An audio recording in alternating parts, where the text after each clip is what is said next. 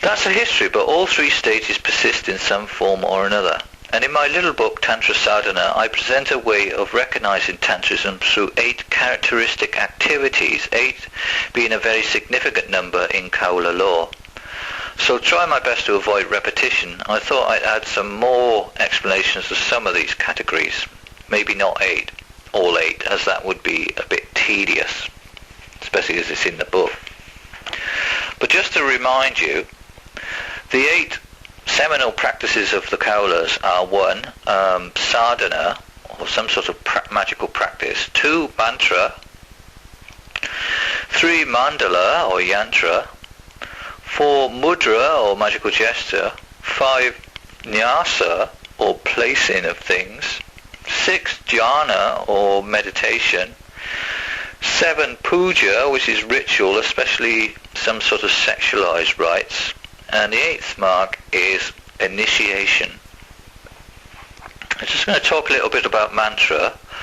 There's a longer section of this in my book. But I wanted to add, in my book Tantra Sadhana, I introduced lots of strange concepts, including an opening rite that is based partly on material not from India at all, but from the Greek magical papyri.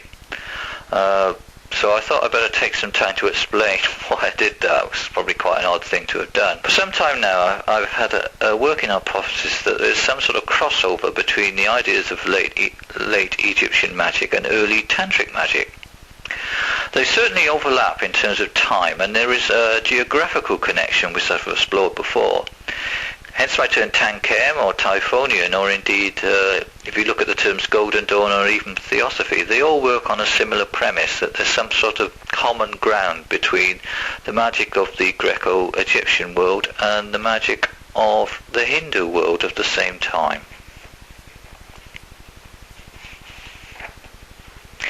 Now, using careful detective work, it's been possible for me to discern that the priest-magicians of Roman Egypt devised an international language. And that language combined ancient hieroglyphs with Greek vowels. It combines the Egyptian power of the word with the Greek or Orphic power of sound. And I think you can find that much of this was either transferred to or found a home within India of the same period. When the founder of my Kaula sect was compiling his tantric grimoire all those years ago, 1300 years ago in fact, he seemed to be aware of this doctrine of the 7 sacred vowels of Greek. Perhaps as we would do, he used a very similar system. The 8 vowels he used, being local to him, were A as in but or father. In Sanskrit there are 2 characters that stand for A, but we can presume that Matsendranath was using a simpler vernacular.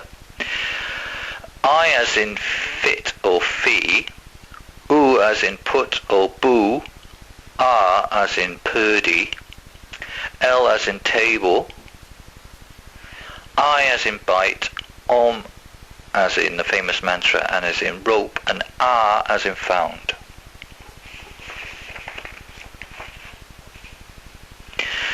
Which are pretty much the same as the Greek vowels, and in Greek the vowels are said to be the soul of the alphabet, and so I've suggested a mnemonic device that you can use for memorizing both sets of vowels really, which I give in the book Tankem, which is father, get game, to feed the hot new home. Slightly different order, but that gives you 7 Greek vowels. These 7 or 8 sounds combined with some consonants such as H or an S from either system are pretty much the only language that you'll need in order to construct any number of the mantras and spells and words of power used in both systems. The 8 represent the 8 fundamental yoginis or female spirits of Tantrism. And of course 8 times 8 equals 64, and 64 is another very significant number in lots of different symbol systems, and you only have to think of the I Ching in fact, which has a Hindu version of the I Ching, which is not so well known, but in my books Tantra Magic I gave Tantra Sadhana rather, I give a version of the Hindu what I call the Tantric Knucklebone Oracle of 64 permutations. And it's interesting, my own guru Dadaji, he has his own system of the I Ching and certain mysteries that he'd been taught in India to do with the I Ching. So it's maybe not an obvious connection, the I Ching and the notion of 64 and Tantrism, but it definitely is there. Okay, for me those are quite simple ideas, but probably if you're encountering them for the first time, they might seem quite complex and difficult to see what I'm getting at. You need to sort of think about them a bit and maybe read the book and discuss it a bit more, and above all to experiment. But if I just sum it up by saying, in the end it boils down to a free-form vowel song, or what's been called a chaos language. And both systems, the Greco-Egyptian and the Hindu-Tantric, use that kind of improvised chaos language. So mantra, although you might think it's very complicated, in some ways is very intuitive and chaotic. Okay, so the other concept I wanted to look at was puja, or ritual.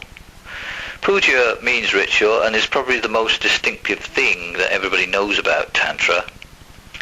Everybody has heard of its extreme rituals and its sexual magic, or tantric sex, and sky dancing and kind of all that sort of stuff. In fact, there are two big themes in the Kaula iconography, sex and death.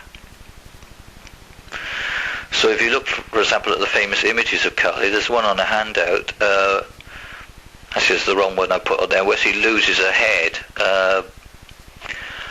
and the head of those about her, whilst engaged in some sort of sexual coupling with her consort or husband, the god Shiva. So the two themes are often interwoven in Tantrism, sex and death. And if you want to explore that further, there's a very interesting collection of folk tales from India, which are tantric folk tales, in fact, called Tales of the Vampire. Very, very interesting subject in its own right, which I can't go into now. So both images, sex and death, are combined together in a very ancient motif of cannibalism, the eating of human flesh. We heard earlier that the accusation that the Kaula goddesses are divine, half-human female beings who spend their time killing and eating babies, drinking alcohol, cooler fluids, and eating wild meat. Some of the yoginis are in fact disease entities which do especially afflict children. Some are tree goddesses though, and some are bird and animal entities. Some may even be connected with abortion, or be rather like our own medieval incubi and succubi.